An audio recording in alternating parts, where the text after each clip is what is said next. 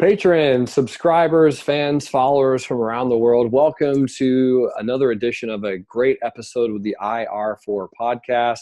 It's me, Jeremy Alexander Newsom, with my good buddy George Say from Kentucky.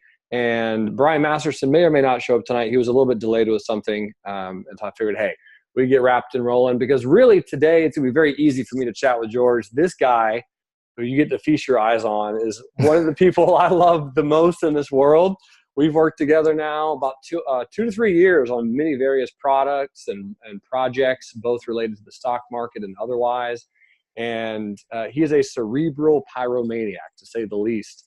It's going to be a great discussion. I think today we're going to be talking a little bit about just agriculture, supply chain management, food distribution. That's kind of in the realm of George's specialty. He works at a pretty large grocer and pretty high up in the ranks. So George, tell us a little bit about your background regarding just the cryptocurrency space in general. How long you been in? When did you get started? In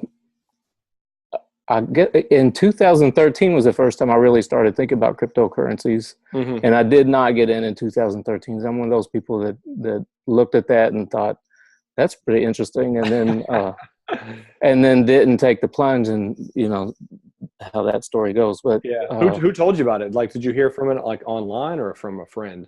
I think I was having a thought that I was just thinking about currencies in general, and just kind of what a fiat currency meant and what that would mean if we went to digitize. And I think I was just trying to figure out why we were messing around with paper. Sure. And I just started doing research, and I came across this Bitcoin thing, and I think Coinbase had just started trying to create these wallets, and I had a very slow computer, and they're like, create this wallet and you can, keep it on all the time, and you can start to, and it was all kind of confusing to me, so I kind of left it alone. And then I saw some headlines again a few years later, and then 2 years ago is when I think I first bought coins, and Gotcha. And then I've been kind of collecting them in the background of my portfolio since then. Totally. 2 years ago is not bad. So that means you're probably up on most of your positions, and this pullback's not scaring you too much, huh?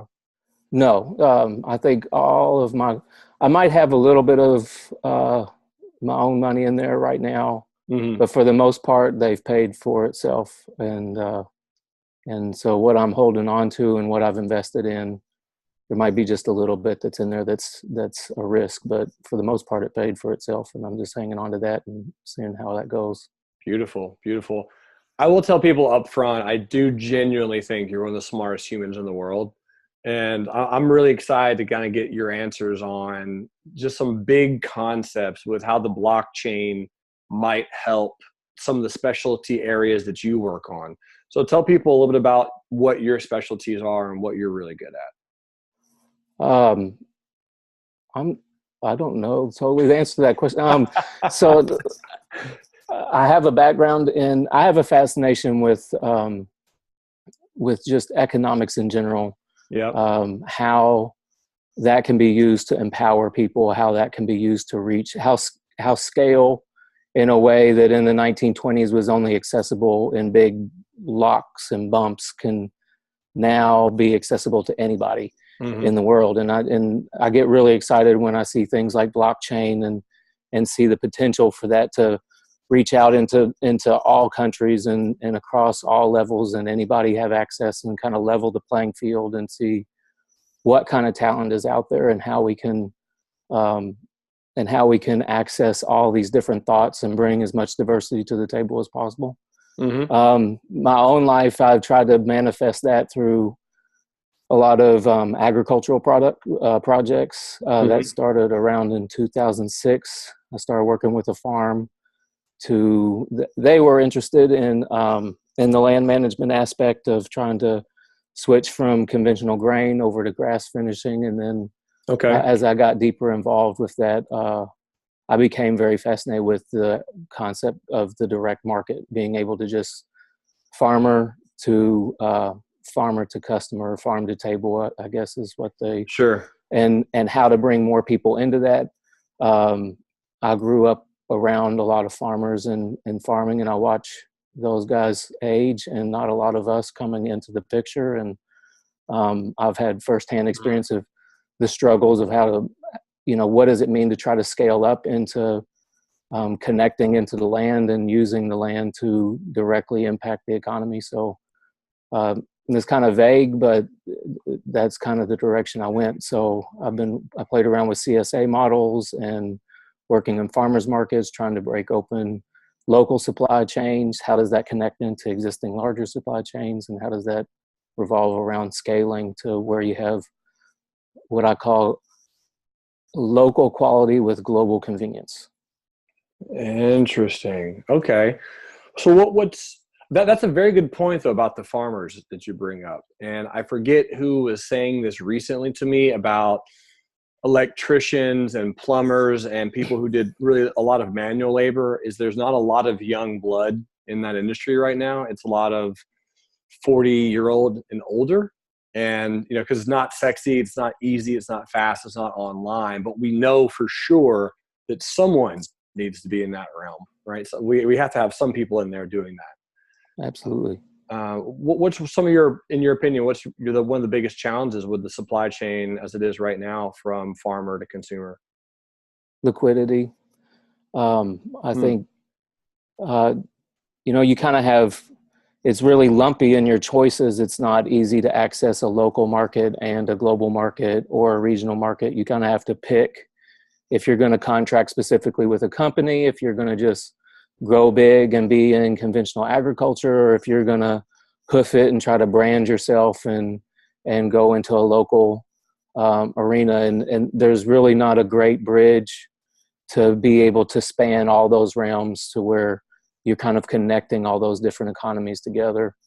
So at the end, at least what I found is that so many times it paid me more, and I think we see this with the way the commodities market is subsidized, but in the most grassroots level, it paid me more to drop a hoe in somebody else's ground than it did to hoe out my own crop. And it was, once I really experienced how kind of upside down that was, it made me take a couple steps back and really see what that means to be in such a subsidized economy.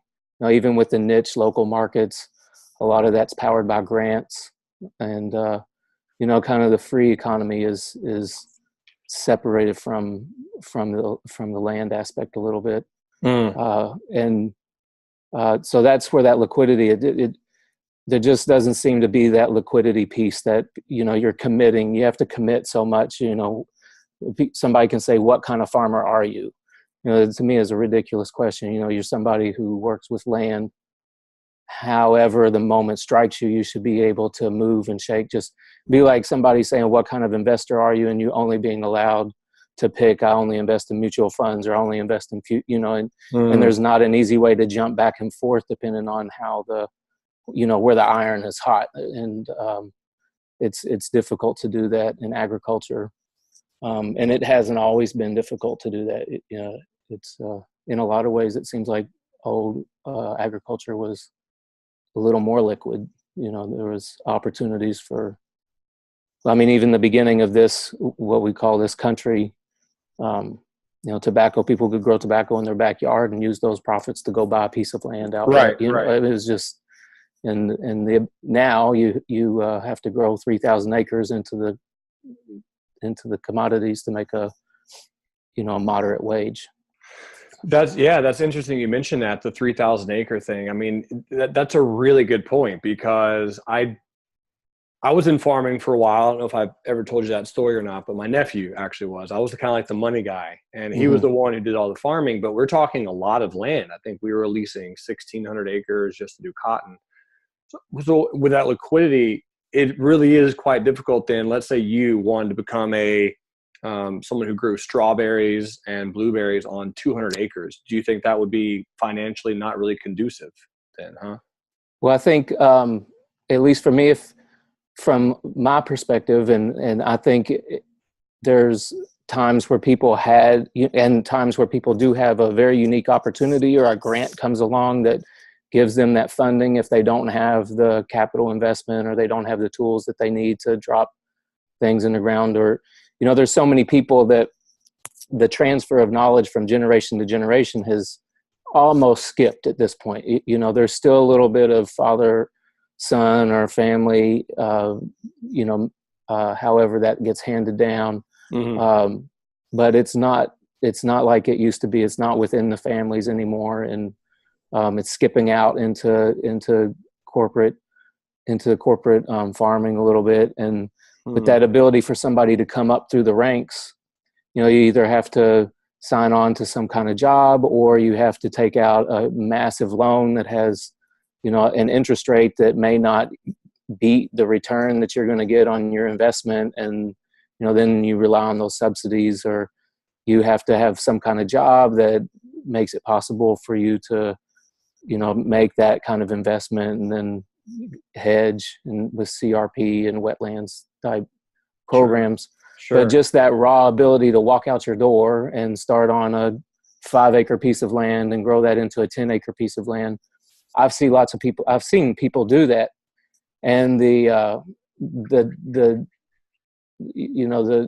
steps you have to take to do that is just not something everybody's going to be able to take. It's like they walked onto that piece of land and they lived without electricity, and they made lots of choices to be able to do this. And then slowly they got that first tractor, and then the next, and then it started to scale up for them. But for true grassroots, for the most part, you have to have this 40-hour-a-week job, and it's just kind of an odd business to be able to get into. And so I think it doesn't become, it's not, people kind of walk by it a lot of times, and it's been hard for me to get into. And like I said, I've always done better as labor than I have as actual, like, investing in my own property. Yeah. That is so interesting. What do you think one of the solutions would be then to this liquidity problem, or the problem that farmers and agricultural specialists have a hard time distributing their, or picking a specific supply chain to go with? What would your solution be, or do you have one? I think the solution is manifesting itself. I think time is a big part of the solution. I mean, at the end of the day, we have to have the products that come out of this earth to make this world go round. I mean, there's just no denying that. You're going to have something that's coming out of the ground in order to make this thing happen. Yeah. And I see, it's a lot longer wave. I think it's a lot longer. It's a big boat to steer. We think that the ups and downs of the bigger markets kind of go slowly, but I think agriculture probably doubles or triples that. So, it'd just be a lot of time. But when I see what blockchain technology can do and how that might play out in agriculture, I think that will be a big piece. Just like we kind of see that playing out with real estate, with some of these groups. I think the name of the group is BRICS, where, like, no longer you don't have to take a full dive into a whole piece of property. You can kind of invest in a piece of a property at a time, and then I got fascinated with just like what this, the ultra liquidity of cryptocurrencies, what that can provide for even local markets. Like, say a farmer's market were to stop kind of just doing this old way of trading, and they adopted a thing where you got onto some kind of digital platform and it had its own token, and these farmers were able to attach their crops to a token. And then there was this trade that started to happen, and supply and demand started to separate, and you know how trade does, and no longer it's just supply and demand of the product, but it's supply and demand of the technicals that are going along with the product, and the different farmers have their own. So, you can have the complexities of a global market of the New York Stock Exchange, and you can access it as easily as being in your local, just your local farmer's market. And I don't think we've even begun to see, some of that, as it kind of normalizes into our culture, and people understand what blockchain technology brings and how, and it starts to become more easy to attach those things to real tangible assets. I think that will change agriculture a lot. It'll become a lot easier to capitalize yourself. It'll become a lot easier to scale yourself. Yeah. A lot easier to diversify. Yep. You could have like, I mean, just to be sort of silly, you have like broccoli coin, and you have beef coin or broccoli coin or tomato coin, and you just immediately attach your product to that, and you see how aware people want to be of where their product's coming from. And I think blockchain technology solves that. I mean, if your tomato is attached to some specific coin, then you can trace where that tomato's been and where it's come from, and that you've gotten a tomato from this person, who's handled it and where it's gone, and there's sort of proof of purchase in that. Yeah. Interesting. By the way, welcome, Brian. Thanks for being here, man. Great to see you. Yeah. Oh, you're muted. I don't know if you can hear this. You're muted. I unmuted myself. There you go. Okay, perfect. Nope. We could hold you for... Okay, then it's the headphones. The headphones are wrong. Sorry, I was putting out some fires. How are you guys doing? No worries, man. Doing great. Great to see you. Yeah, so George, talking a little bit about that, about the different types of token mechanics and the different tokens that could track each individual purchase. I want to go back for a moment.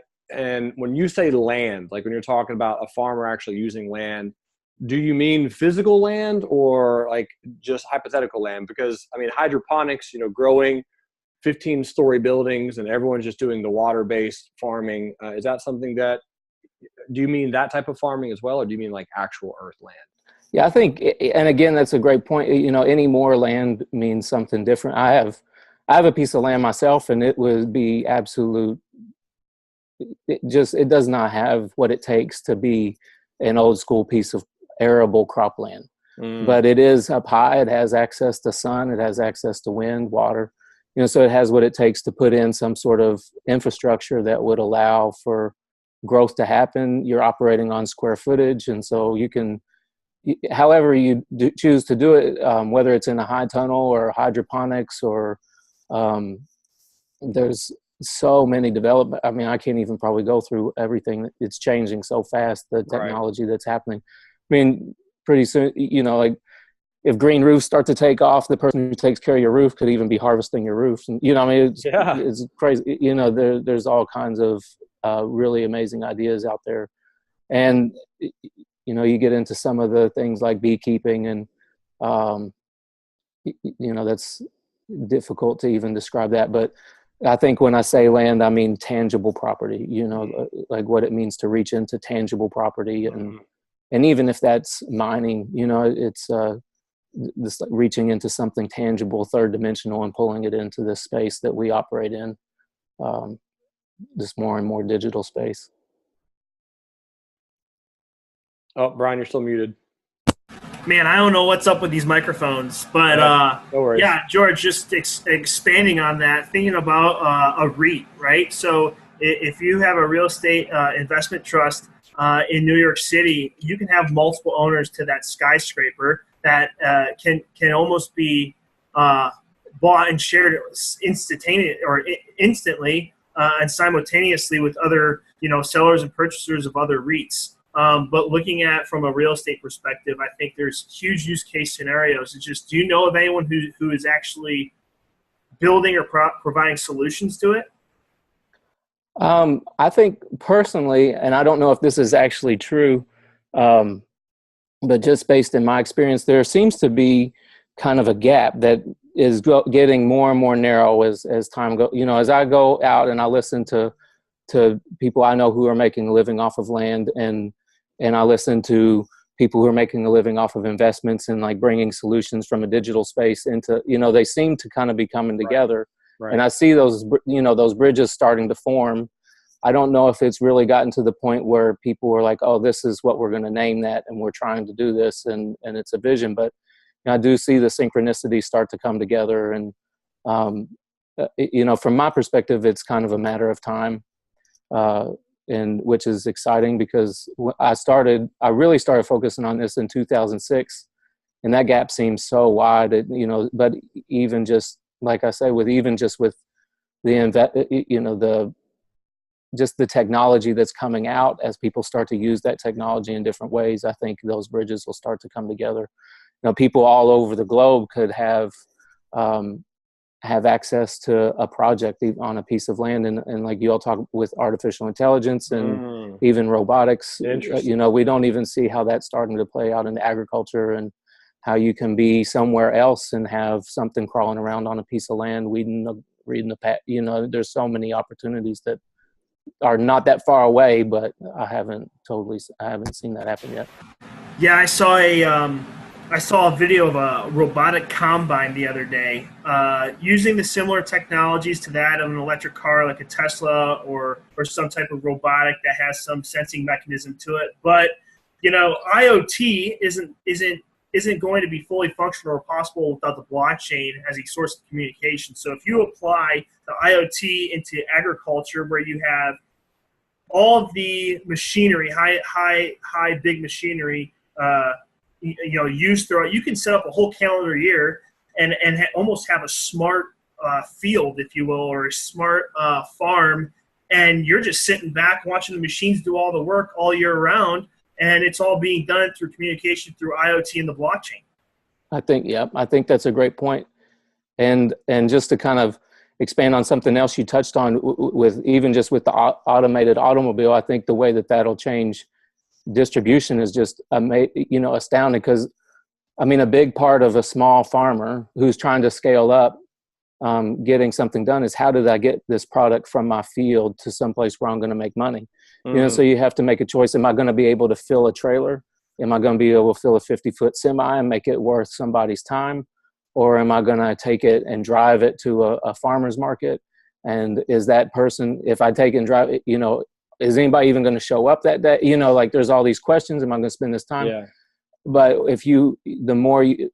I have no idea where automated travel will go, but you see kind of what's happening with Instacart and some of the ways that's starting to interact with, and I see those completely applicable for small local farmers. And if you have a little automated car that's running around and it's picking stuff up from people, and you take kind of the driver out of the equation, all of a sudden that car becomes a kind of it completes a circle and makes it, and kind of bridges a gap to where that person now can get their product to somebody very easy. And then they can think about taking that risk and filling that trailer, and then they can scale up, and you kind of have this wiggle room where you don't, like I was talking about earlier, have such a tight, lumpy choice to make. You don't have to just pick one avenue of how am I going to market these things. You can market them across.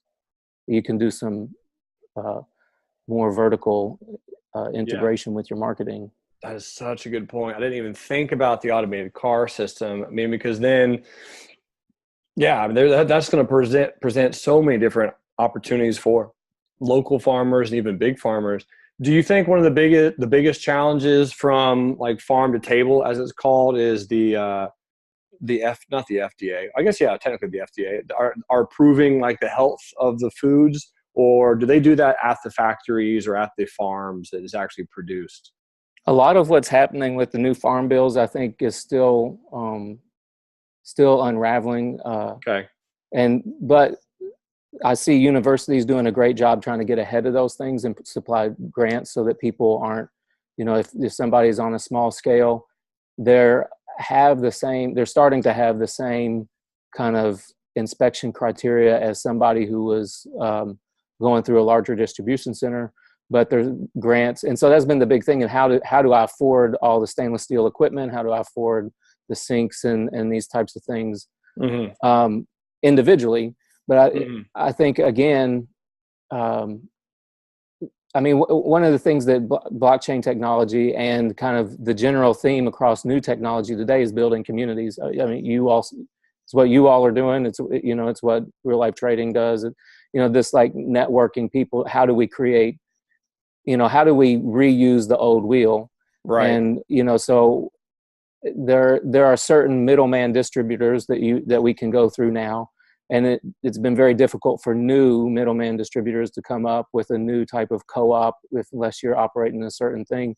But when these grants come in, there's opportunities for a community kind of building to be presented that people could share so that they could start making their own hot sauce, or they could start making their own, they could go into this kitchen and rent it out and So true. There's opportunities there for that. And I think being able to reach out into the globe and then invest in new ways and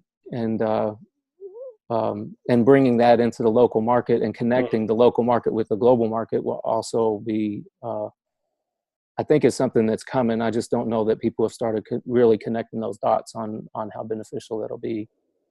So George, here's one of the things we do almost every episode. We always have like this business idea that we think of, and one just came to me. Why not create almost like a global recipe type of blockchain where you create a recipe given your local produce, and then you're allowed, or you have the ability to share it with other people globally. Let's say they have some of the same ingredients, or they have access to the same ingredients, much like, we have access in certain markets around Nashville to foreign foods, whether it's shipped in or whatnot. And obviously we've talked about those blockchain use cases, but even just having like a global recipe database where you can start sharing with other people, hey, here's how I make my whatever it is given these ingredients. I mean, just creating those decentralized communities where it can all be shared. I just feel like there's opportunity there in maybe creating some type of, maybe a token economy, but more or less a sharing economy for sure. Exactly. Yeah, I think that's a great idea. And I think that would open up, I mean, the more education we can have about what is out there, I mean, just in those recipes that come around. Like I started growing this thing called bitter melon. I'd never really used bitter melon. Somebody asked me if I'd grow it for them. And I walked into a store and realized you could get $6 a pound for this thing. Well, you can get $6 a pound, and I could grow. I mean, I just threw it in the ground and grew great. There was no weed. It was amazing. I was like, I have nobody to sell this to, but this thing is worth, it's worth $6 a pound. Its shelf life is 2 days.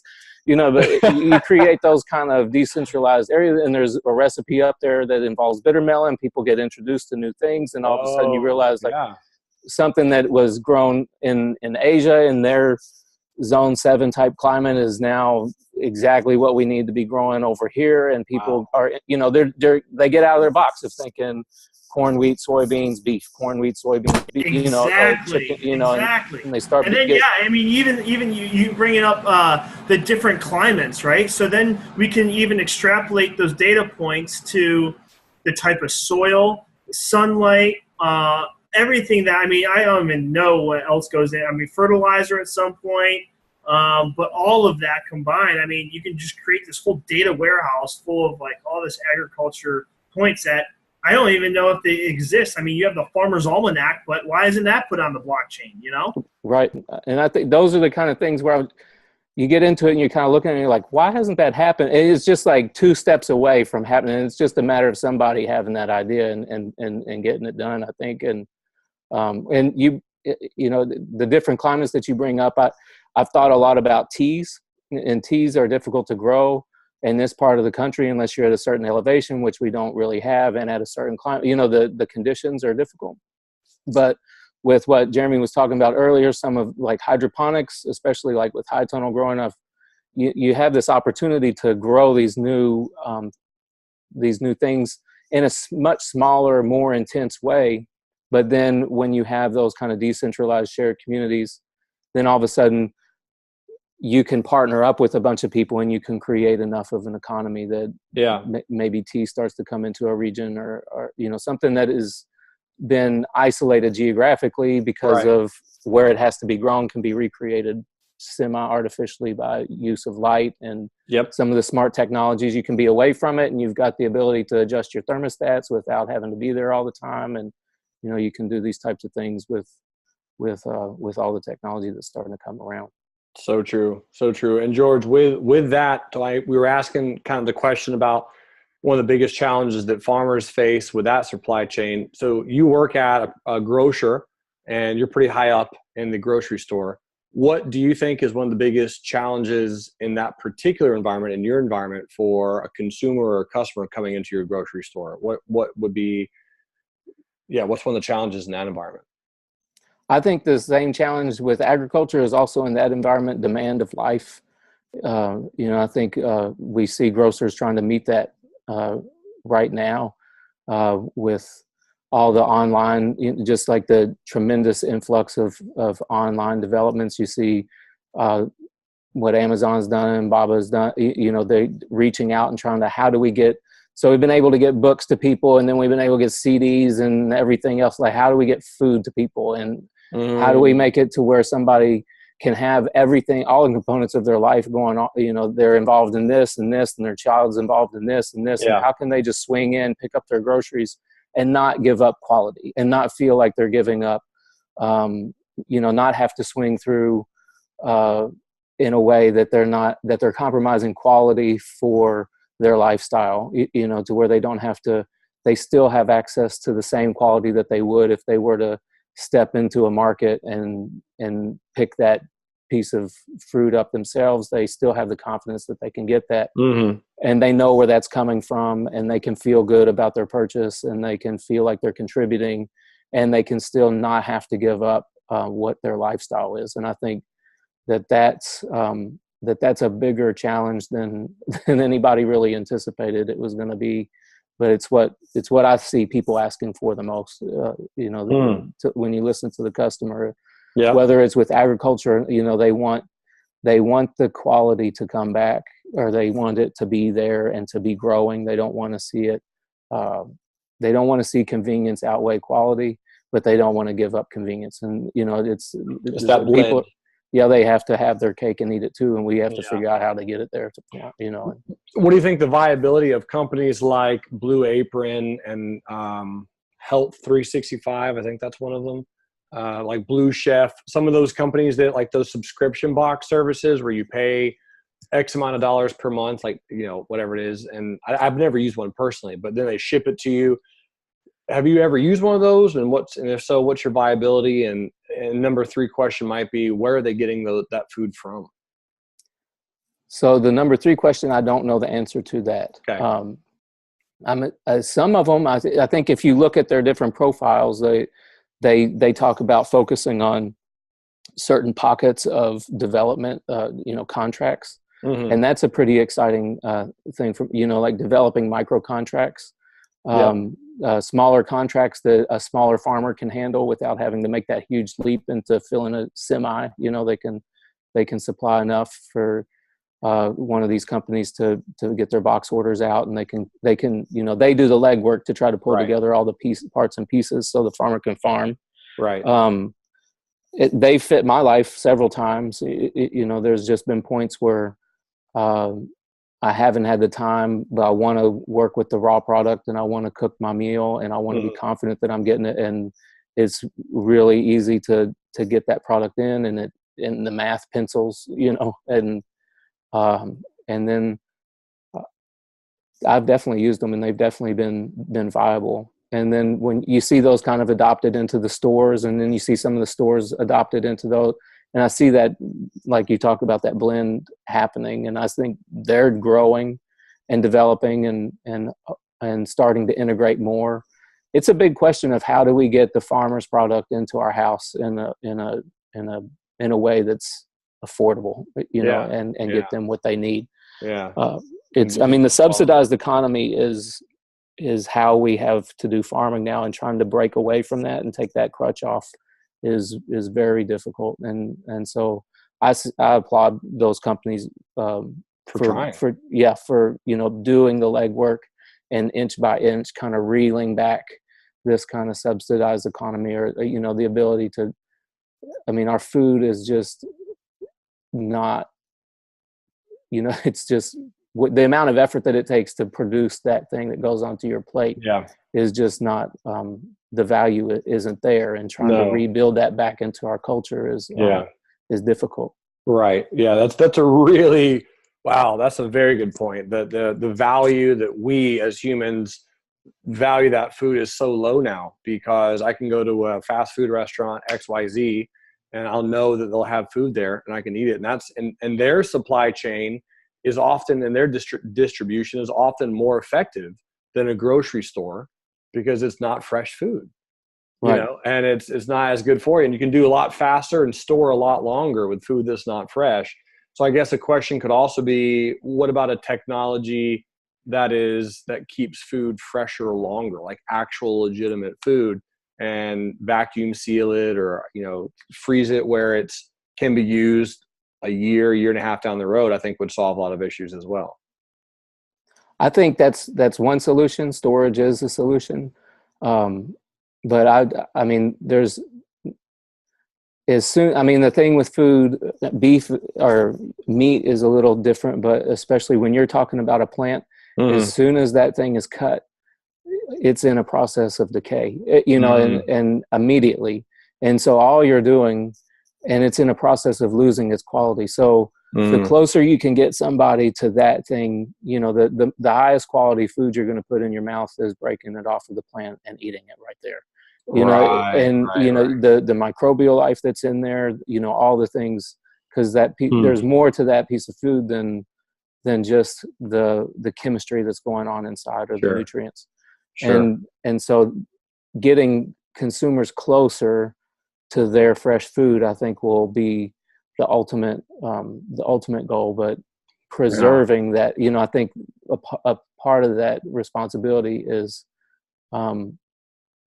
doing the best job we can to preserve that, so that when it comes from across the world, we're increasing how fast it can get here. The time, I think that when I stepped into the grocery store, it was just amazing to me that it took about the same amount of time in some cases it's not true, but to get something from across the world to that shelf as it would for me to pick a tomato on Tuesday and take it to the market on Saturday. So like that, it traveled a long distance. We burned a lot more carbon to get it here. Right. But it was on something, I mean, when you factor that out, that was on something that was carrying a much bigger load than a little pickup truck going down the road. Like, I don't know how that math figures, but we just live in this world where these things happen so fast, and we are completely capable and always just like one step away from the new cotton gin or whatever invention is going to change how things are done.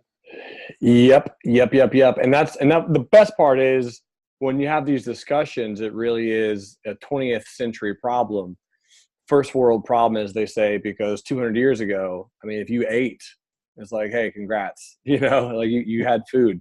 And that's why their life expectancy was 30. What do you think about grocery stores having and not subsidizing is not the right word, but kind of competing with these meal delivery services, where if they did, a customer could go in and build your profile, and you go, hey, here's the things that I like, and I never eat these, I eat these things, and this is how many times I come every day. And you pretty much build a profile, and then that store can remind that customer a day or two in advance, hey, we're going to deliver your box. You can come in and get it, or we can deliver it to you. Yes or no, are these items still appropriate? And they can just click yes, and then they can send it out. I think that's what's one of the biggest challenges with companies like Blue Apron, as a stock investor, and you are as well. Blue Apron, I mean, since its IPO, has gone down like 85%. So that company is just getting absolutely wrecked. But I feel like their idea, like you mentioned, was such a great, like, wow, it's a phenomenal job, guys, keep it up. But going forward, I think that like Amazon buying Whole Foods, that was that shift where it goes, okay, we're a delivery company. Let's go ahead and just get a grocer. And like you mentioned, all about that convenience, figuring out a way to just make the grocery store almost irrelevant. And I think that there's a possibility where that could happen, where a grocery store becomes, if you go and pick, I think 10 years down the line, if you pick fresh food yourself, it's going to be at a farmer's market. And, if in the future, everything's just going to be delivered to you, and you'll never really have access to pick, that'll be an experience that you pay extra for. Right. Because like I said, as agriculture becomes less and less of a hot commodity, but it's still going to become more valuable over time. There's no question. If someone can grow something or make something that'll still be valuable, there'll just be less and less and less of people who can do that. And those people will be compensated more and more and more, I think, at some potential point. I think that's really true. And from just a plain nutrient standpoint, when you push the quality of produce in the way that people are starting to demand it gets pushed, it takes less of that product to fill you up. So just from like I mean, just on a side note, from a weird perspective, like what might have been required for tomatoes before, if you start to develop the nutrients and that tomato becomes more nutrient dense, then it will take one of that tomato to do what 4 tomatoes could have done. Exactly. So you're adding value that way as well, just by adding quality into the product. And Wow, it's that's a good point. much harder to build soil on large scale than it is on small scale. There's certain things that are beneficial that would be allowed to happen that are difficult pieces of the puzzle right now as things start to shrink down. But I think the grocery store, like these mega grocery stores, you see Alibaba starting to invest in brick and mortar. They're just like comes full circle, and it does become about the experience. And exactly. What if you go to a farmer's market and it's really just a bunch of little fields, and somebody sitting out in front of it? I mean, there's all kinds of neat things that could, totally weird little neat things that could happen. We've talked about this before, and I guess this might be a last question, because I'm assuming whoever, like you mentioned, the new cotton gin that comes around in this industry or in the sector could revolutionize it. Do you think it could be genetically modified chemicals where you just take a pill and you get all the nutrition that you need and don't have to eat food anymore? Like the food that we eat now no longer exists 100 years from now. We just take a pill and all the nutrition is there. Is that something you think will ever happen, or could that even happen? I just don't. I think we're going to give that one a shot. I think we're definitely going to try really hard. We'll try. Yeah. But I just, there's going to be something there. Like, I don't think that, as bad as humans want to detach themselves from being a piece of this earth, we are a piece of this earth, and I just don't think I think there's going to be something inside us that something visceral always wants to pull us.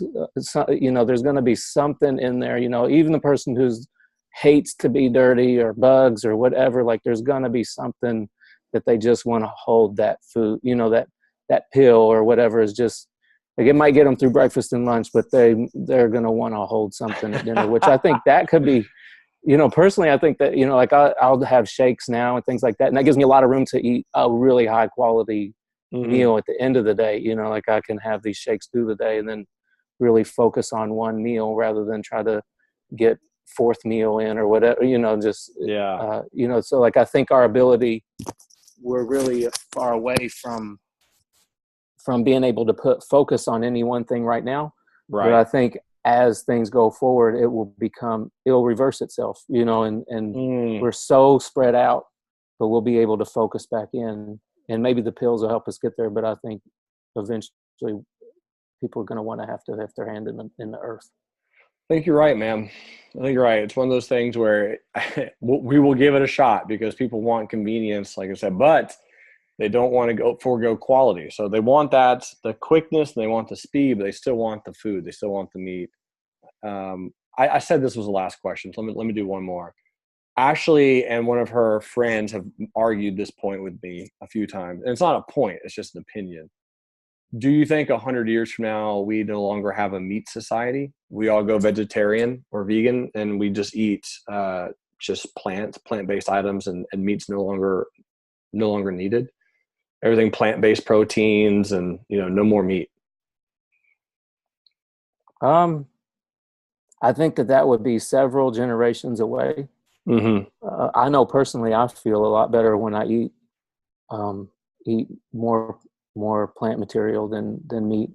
Right. And you're definitely closer to the experience whenever you're with a plant. No matter what piece of meat you're eating, you're at least 2 degrees away from the source of nutrients, and there's just no other way to do that. And wow, that's a good point. I never thought about it that way. And so I think that piece of, but I did grow up in a household where we had meat and potatoes, and, there's this experiential thing that I think will have to, and my daughter eats a lot more vegetables than I ever ate, but there's still that thing where you had a hamburger, there's that like comfort aspect. And so I think that cultural shift, it could lean in that direction. But I do definitely think the the experience with the animal will be very different. I think that the reverence with that animal, will be something that's appreciated again. And already that has started now. People are demanding that if they're going to take in this product that something gave its sentient life for, then that thing be treated, that animal, that being be treated in a way that was respectful.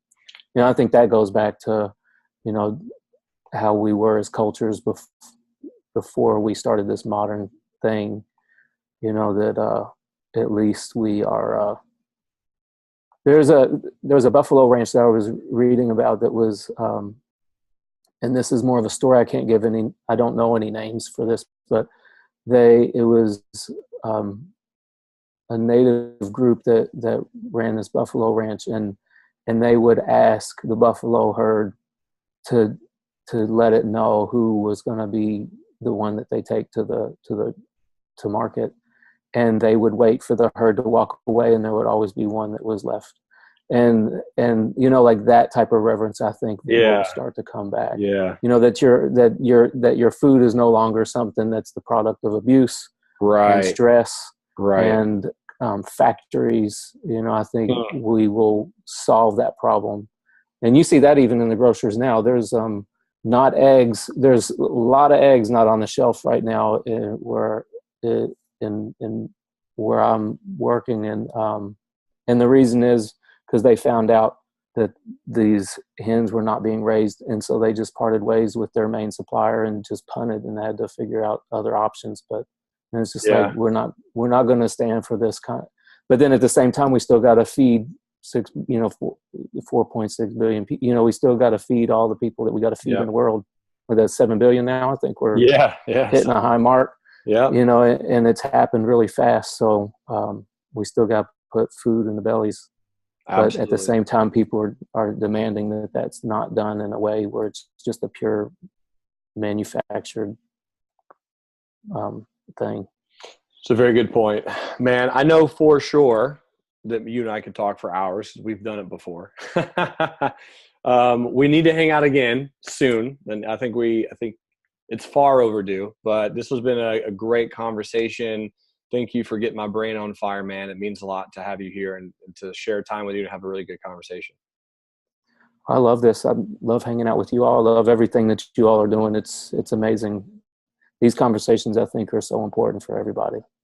I appreciate it. Yeah, dude, my pleasure. I totally agree. I was mentioning to someone the other day that they mentioned, if I had all the money in the world, billions of dollars, what would I do every day? And I mentioned that I'm still going to do podcasts. I'm still going to have conversations like this, because to me, it's intentionality, right? How often do two humans right now sit together and uninterrupted, no noise, no distractions, or at least as few as possible, and say, hey, let's talk about this subject and just dive in. And, your opinion, my opinion, what's real, let's talk, and let's just have a genuine conversation. That happens so rare these days. And that's why I think that, it's important and it's integral. And yeah, man, that's why I do it. That's why we're here. And that's why we're doing what we're doing. But thanks for being a part of it, man. It's truly a privilege to have you be a patron and support the IR4 podcast from day one. And just thanks for all that you do as well, man. I truly appreciate your time. Well, thank you all so much. It's a real blessing. Yep, likewise. Folks from around the world, thank you so much for tuning in to this episode and edition of the IR4 podcast. For all those fans, followers, and friends from around the world, we got more great content coming your way. And until then, remember, love, live, learn. You guys rock. We'll see you